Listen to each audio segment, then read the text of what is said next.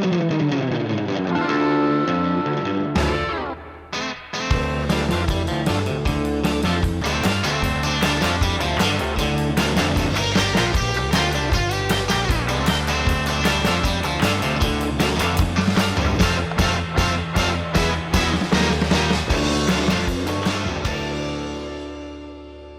and welcome to Practical Spirituality here in Asia Torah in the old city of Jerusalem, overlooking the Western Wall.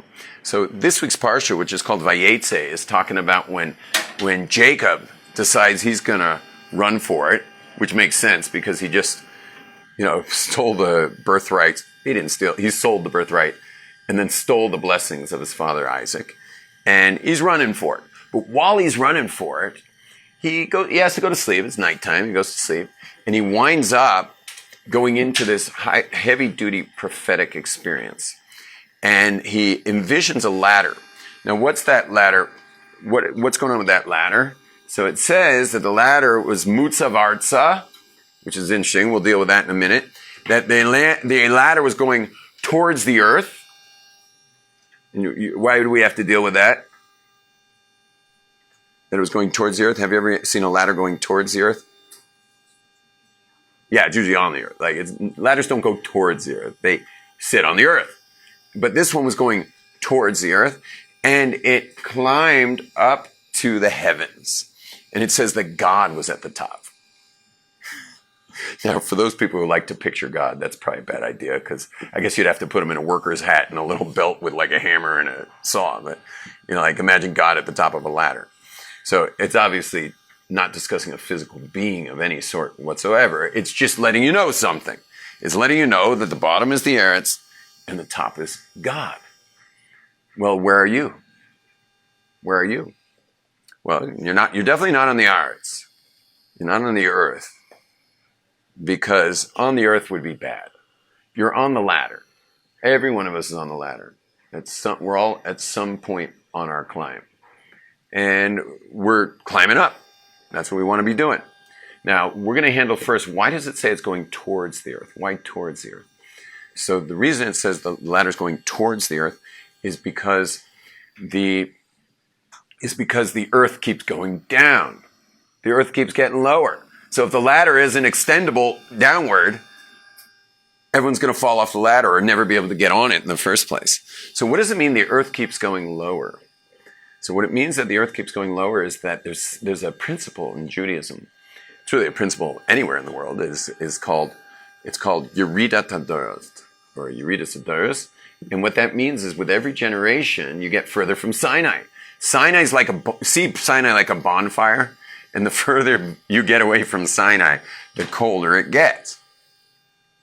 So Sinai is the fire, and every generation's further away from it.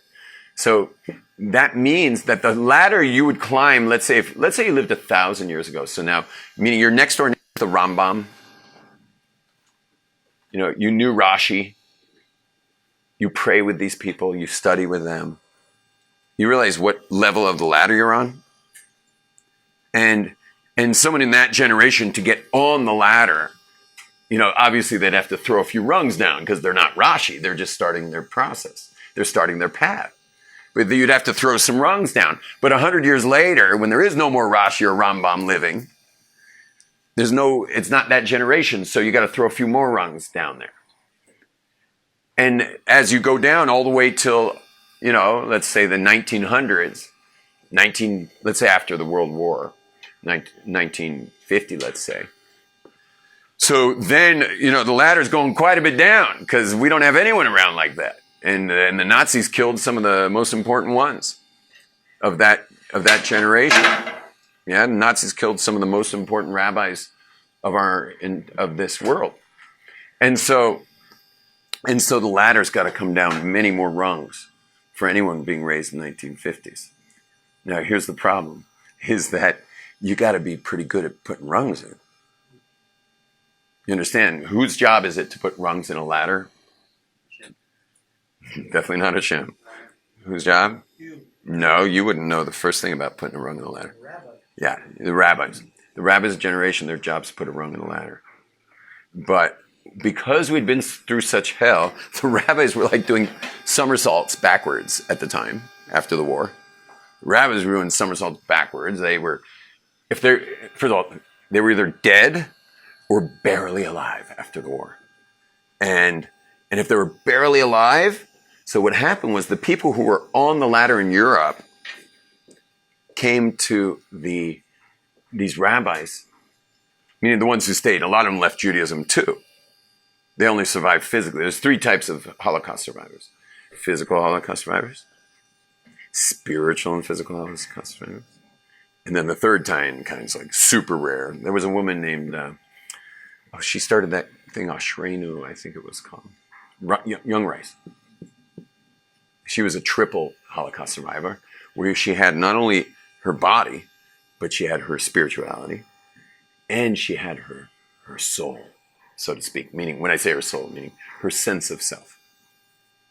It's very hard to keep your sense of self after years of torture. Yeah, you being a healthy emotional being, very hard after the war. That's why all the people who started Brooklyn, to show those Nazi bastards who started the Brooklyn world of Judaism, like, and other places too. London has a little enclave, and Belgium has a little enclave, and Israel had its enclaves, and they showed those Nazi bastards. But those were all double survivors. They survived with their body, and they survived with spirituality, meaning Judaism. But the sense of self, forget about it. Like, don't ask for that. And that's why you'll meet today. You could ask a lot of Hasidim and Litvaks from Brooklyn or from Lakewood or from Muncie or whatever, and ask them if their parents ever said, "I love you," and they'd look at you like, no, I love you is coming out of my parents. Lots of love. Lots of love. I love you wasn't amongst the expressions of love. And the reason is because you got to have an I to have I love you. Without no I, you can't say I love you. And I once had a group of Hasidic men in their 40s. And I was teaching, it was a marriage class, and I asked them, so when's the last time any of you said I love you to your wife? So one of them was very proud of himself, and he should have been, because he beat all the guys in the room. There were about 35 guys there. He beat them all. He said 10 years ago, he told his wife that he loves her. And so everyone was so proud of him. All the other men were like, not bad. And I'm sitting there going like, oh my gosh. And he says, but you know what I said, Rabbi? And I'm like, what do you mean, what'd you say? I just asked. Who said I love you? I figured you said I love you. He said, no, that's too much. I said, you are loved. That's all he could get out was you are loved. What's wrong with these guys? Have you ever heard of a man by the name of Hitler? Yo! That's a... Do they love their wives? Oh, are you kidding? Of course they love their wives. Why can't they tell their wives they love them? I'm not going to go into the details, but I did mention, I'll mention it one more time, that someone who, listen carefully, someone who goes through torture has a psychological thing happen to them that's called disassociation. Repeat that word. Disassociation. It's something you kind of wish emergency workers would have if they had to run in here for an emergency. You don't want them overly associated. You want them working professionally, not freaking out about you. You want them just doing what they should be doing to save your life, not overly associated. So disassociation is a move human beings make. Hopefully they make it voluntarily. Like, for example, we all disassociate when the dentist comes to our gums with a needle. No one's hanging around for that. We all just kind of put ourselves on the side for a second and boop, and then we're just like, and then you reassociate quickly and then realize, the worst is over. So anyway, but disassociation, but that's what this guy said is, you are loved. And by the way, these people are full of love. There's no lack of love here. There's plenty of love. But being able to express it comes rougher. Most the language of love, mostly of Holocaust survivors, is gifts and service. Gifts and service, which is beautiful. Who doesn't like gifts? Who doesn't like service? But they'll do anything for you, those people. I mean, you guys know there's something called, what's that thing called, where you can put on an app and you get a ride? Uber, yeah. So there's Uber, and now there's Lyft. Yeah, so I have a third one. The third one is you go on WhatsApp status, and you write, "Who can take me from here to there?" And every single time you'll be picked up by a Hungarian Holocaust surviving person, meaning it'll be already 3-4 generations from the Holocaust. But because what they're trying to say is "I love you," but because they can't, they pick you up and take you somewhere, and that's how they work. I had a guy who tried to give me both. He when we got there, he handed me $200. Yeah, I wouldn't accept it, but he handed me $200. I'm like, "What's $200 for?" And he's like, "Well, I know you charge $200 an hour." And I'm like, "I just asked for a ride, bro." He's like, "Yeah, but we spent an hour together." I'm like, "Keep it, keep your money." But like this guy was so Hungarian that it was like the ride and the $200 at the end. Can you imagine getting paid $200 everywhere you go? Yeah. I just travel around New York all day, like who else wants to take me somewhere? So anyway, what are we talking about? How do we get on this? Jacob's Ladder, yeah. And we finished. Oh, he mentioned psychedelics.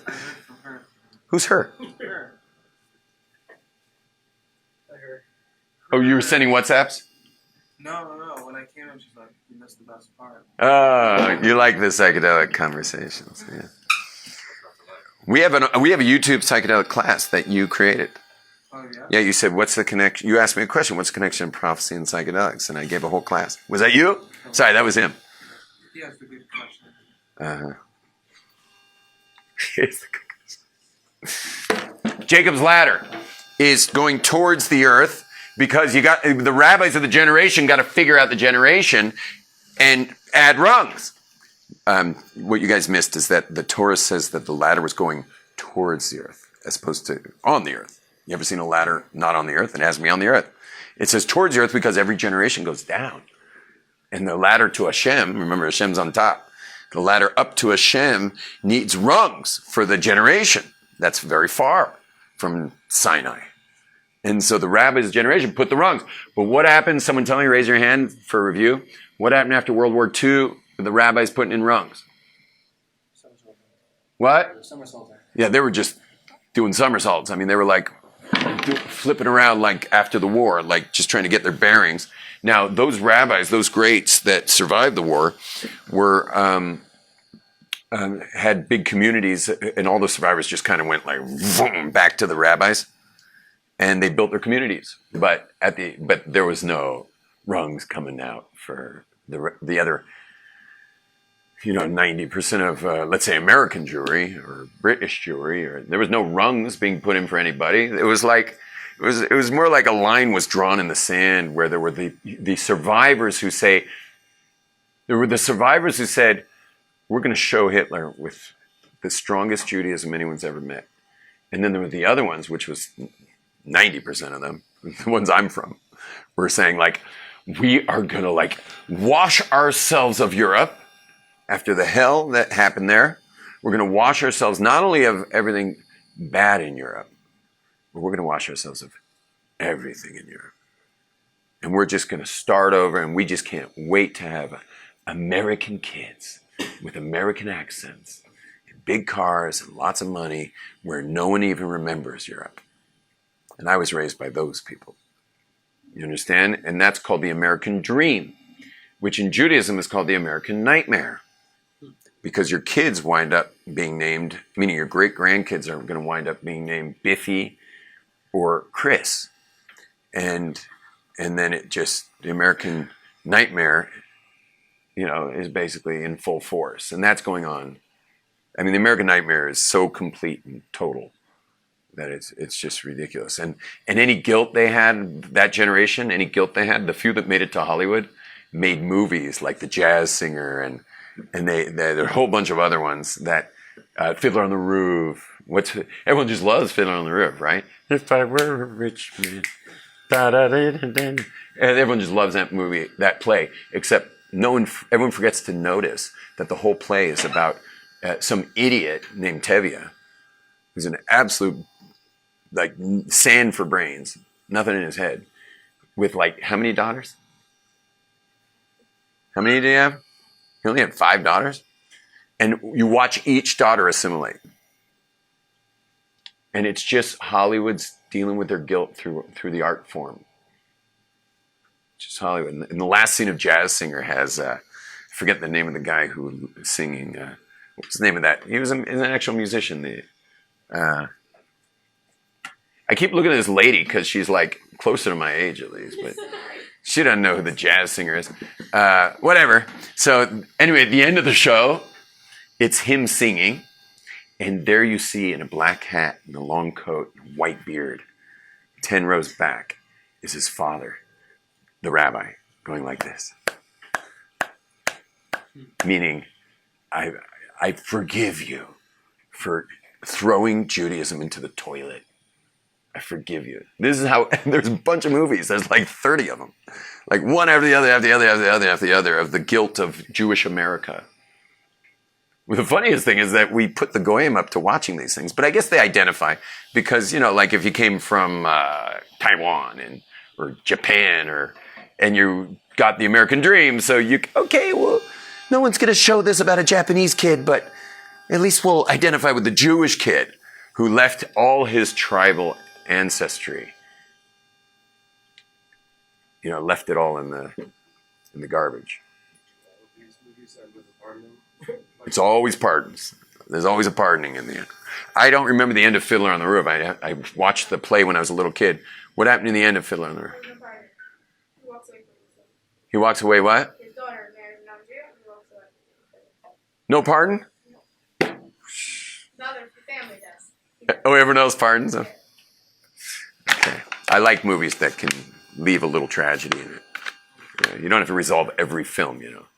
It's so trite to have every film resolved. So, anyway, good for Tevye. So I guess he wasn't such a big dope. But,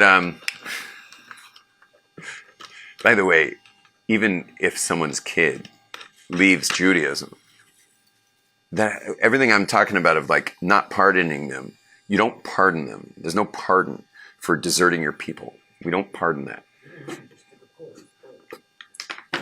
And what we do is we love them. We love them. We accept, we don't approve. High five. That's right. We don't approve, man. There's no pardon for this. But we accept them. And they got free will. They're making their choices. And you got to respect the choice of a human being. Yeah. All right, so back to Jacob's ladder. So check this out. You're just drinking milk straight out of a bottle? The answer is yes.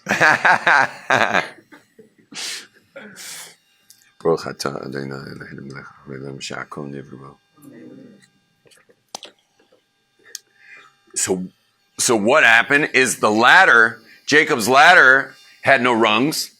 All those people just totally biffed. You know, they tried to get on the ladder and they didn't even try. I think those people added Vaseline to the actual the what do you call the posts of a ladder?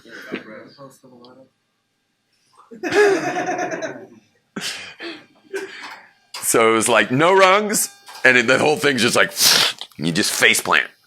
Yeah, but anyway, but once American Jewry got their bearings, so then there were rabbis who think about it, how long's a generation? So let's say 20 years. So throughout world history, you have 20 years to figure out where to put the rung, right? I mean, you got to be pretty dense to be a rabbi who didn't figure out where to put a rung for 20 years, interacting with the generation. But after the war, a generation was no longer 20 years. Think of what the world was. This was now the Industrial Revolution at its height. It was just like, everyone's driving around in cars and money's being made. Everyone's now moved to the cities from the farmlands and everyone's now living in the cities. And that's when fathers were taken away from boys and we started getting raised by women that was the end of so many different things happening in the world. So the generations were just moving down and down and down fast. And so it wasn't 20 years, but a rabbi had, let's say, 10 years, which you got to be pretty dense not to be able to put a rung in 10 years. But there were dense rabbis, and they didn't put many rungs in. But there were some great rabbis who did. One of those great rabbis, 40 years ago, was over 40 years ago now, was Rabbi Noach Weinberg. The Bavitcher Rebbe was great at installing rungs in the ladder, and there were some real Torah greats who were they put rungs in that ladder. They knew how to do that kind of thing. And then, but the problem is things started speeding up more. Because think of the difference between 1950 and 1970.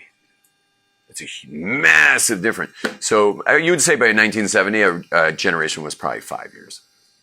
Meaning your finger could be on the pulse for 5 years and then you've lost it. Unless you've been the kind of person who's just constantly seeking street credit. Like you're a real streetwise guy. As a rabbi who knows all of Torah, that you could now install rungs. So there were still some who could handle a 5-year turnaround for a generation. But then came the 80s, and the generation turned out to be about a year, because things were moving real fast then. But nothing moved quicker than when they came out with the internet. Because the internet all of a sudden sped things up a lot. And a few years later with smartphones. And then after a while, so one great rabbi, he's one of the great rabbis of our generation. He was a real rung putter. His name was Rabinovich. He's the rabbi. He was the rabbi of a town called Lugano, Italy, in the Swiss Alps.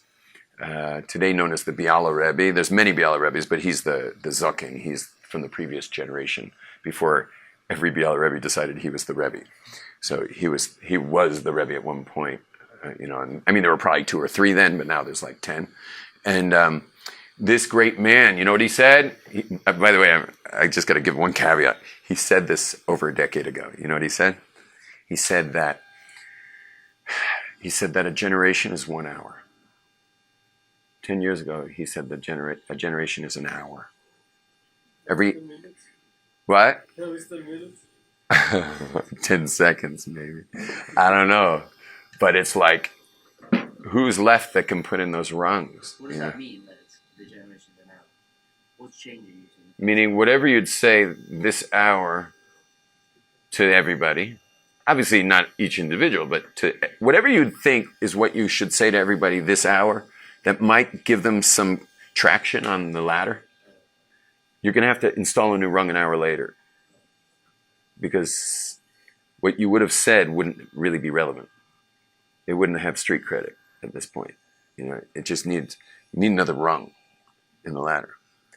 And so, and by the way, you can jump. We get individuals. There's probably quite a few in this room, actually. Here's some jumpers.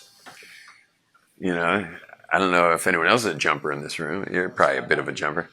No, you jump up and grab a rung. That's what you guys did. But you guys probably had your jump accelerated by different mind-altering substances that tend to throw in a bunch of rungs, for people. Ladder starts going sideways. But it is very interesting that how it's funny, we're back to psychedelics again. Is that how psychedelics install rungs for people? In fact, just yesterday I heard of a Hasidic Jew from Jerusalem who's from a very old school family, like generations and generations of, the gold coat Yerushalmis, like the full-on Mea Shearim style. Anyway, one of their kids went way off, like way off. And I don't know where he was. He was like somewhere in Europe, no payas, no beard, no nothing. He's just like, I think he was in a park in Amsterdam. I don't know where he was. Years later, meaning he was gone. Like his parents already sat shiva over this kid. And somehow he got a tab of LSD. Just takes one. 12 hours later, he's on a plane to Uman. Stays in Uman for I don't know how long. Eventually met the love of his life there. Married. Today that guy is full beard, like down to here. Payas like, and he's in Beit Shemesh with that woman that he met in Uman and a bunch of kids. and he studies Torah and makes a living, and he's like hardcore. Like, he's probably, of all this massive dynasty, because it's a giant dynasty of this family, of all the dynasty of that family, he's probably, because there's hundreds of them. I knew his great grandmother really well. I used to go to her house all the time, and every Shabbos I would go to her house just to say good Shabbos to her. So there's really well over 1,000 of this dynasty, and he's definitely in the top 10 of heavy-duty servants of God in this family. Yeah. So, but here's the freaky thing: is I was teaching a class in the next building over to the kids who were already, like Bali Tshuva, and there were 30 people in the class, and it was called Foundations. That's what it was called. And there were 30 people in the class, and one of the kids raises his hand and says, "Rabbi, after what you just said, I got to share something." So I said, "What is it?" He said that he was raised Christian. Now, this kid's been in our class now for like half a year. No one knew this. So the whole class was like, "Huh?" And he's like, "Yeah, my parents are Jewish, but they were born again Christians. I was raised in church my whole life. And one Saturday night, I went to a party and someone gave me LSD. Sunday morning, my parents tried to wake me up for church, because that's what we did. And I just told my parents, I didn't sleep all night, can't go." But he laid there in bed saying, I'm never walking in there again. And that was it. He never did.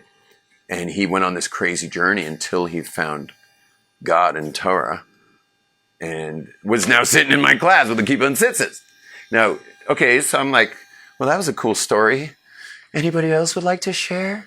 This is Jerusalem, not California. Like, who else wants to share it? Another guy raised his hand and told the same story. Raised Christian, same exact thing, could never go back into church after that. It's really strange. So I was like, let's take a poll. Maybe everyone here is raised Christian. So I took a poll. I said, I realized probably no one else here was raised Christian. But of all our entire class of Bali Tshuva here in this particular level of age, which was a perfect example of all the other levels, of the higher levels, they're all the same kind of kids as all the guys who are now serious Torah scholars. And I said, please raise your hand if psychedelics had a lot to do with your path back to Judaism. Guess what? 28 hands go up out of 30. 28 hands. I was like, huh? What? That's crazy. And guess who the other two were? The other two were the exact person you would say, you should never do psychedelics. One guy was like wearing like plaid knickers, like big baggy knickers. He looked like he would be a golf caddy, and his name would be like Spalding or something. I'm not kidding. He lasted like 2 weeks here. Like, meaning everyone else stuck. That guy was here for like 2 weeks. I don't know who sent him here. He was here for 2 weeks and disappeared. And the other guy, I can't say too much about him because I don't want to identify him too well.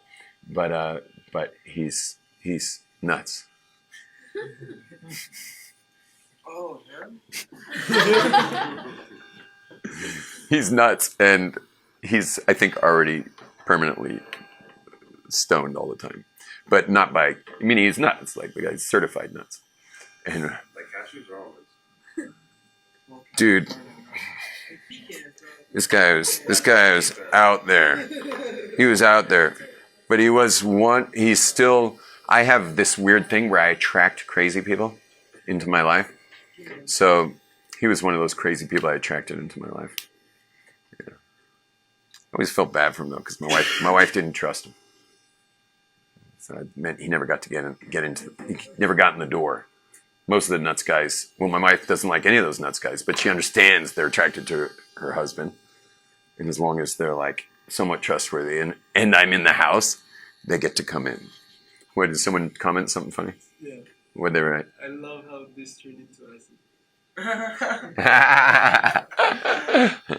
Anyway, but that was all very interesting. But here's one more interesting thing: is that the tribes of the world, the tribes in the Amazon and in Africa and Sri Lanka and all these different tribes of the world. So they have a direct link to God. They're generally most of them are not idolaters.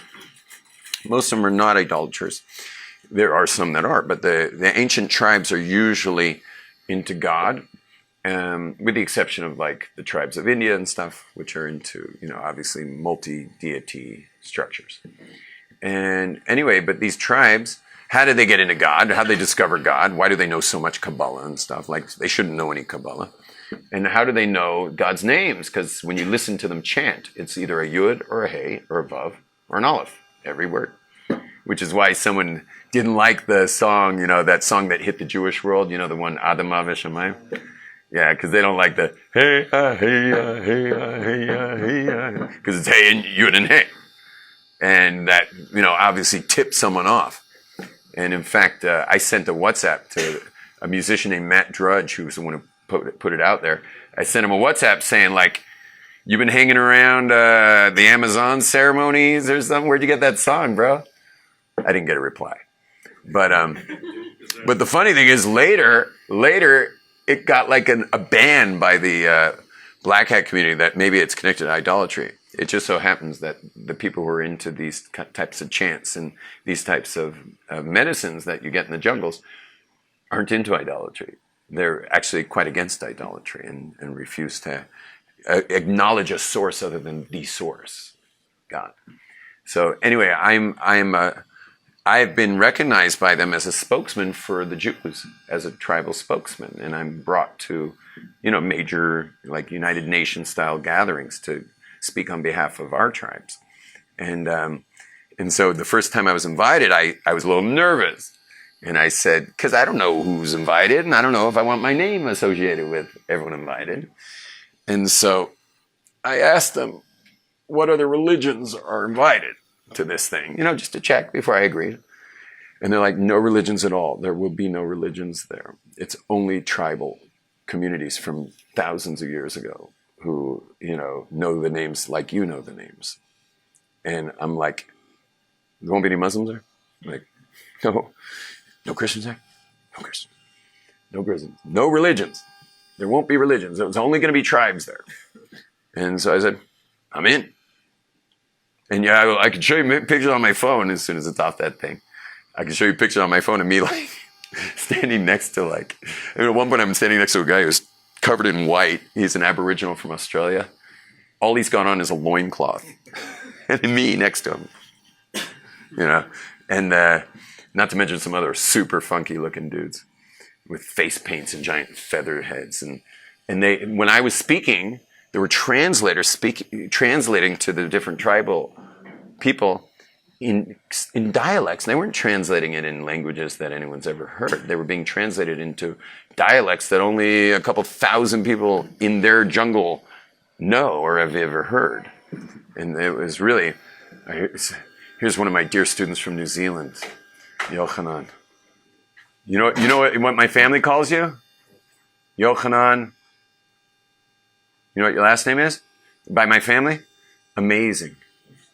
You're called Yochanan Amazing? Yeah, because I think what happened was that was your adjective for everything you saw happen at my house. And so it stuck. So ever since then, you're called Yochanan Amazing in my house, which is great because we have a lot of Yochanans in our lives and you're easily identifiable with the word amazing afterwards. Anyway, but that's all interesting stuff, isn't it? And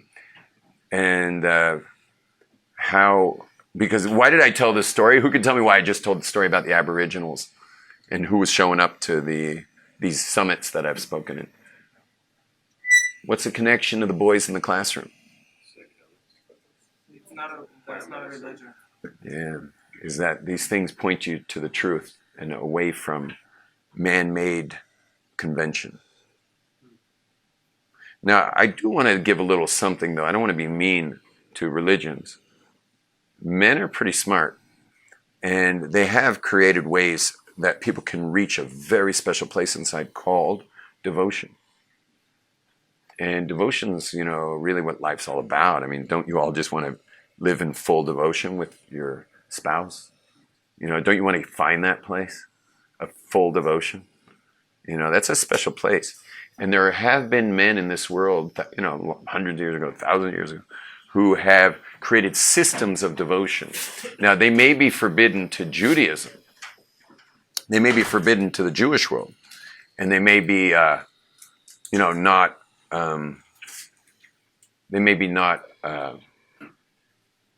necessarily, certainly a Jew shouldn't be doing those things, but you understand that there are men, you got to give some respect to this, there are men who have created paths of devotion for human beings. And you have to respect a person who's given their devotion to a man-made narrative. Why? Because, you see, if you devote your heart, like if you go to that full surrendered devotion to something, even if that something's man-made, and even idolatry, which is like, in Judaism, we kill them. It's death penalty without trial even. For a Gentile, a Jew gets a trial. But Gentiles have a zero tolerance policy for the 7 Noahide laws. If they break one of the 7, they don't get a court case. They just, let's see what time it is. I'll wrap it up. Let me wrap it up though, please. So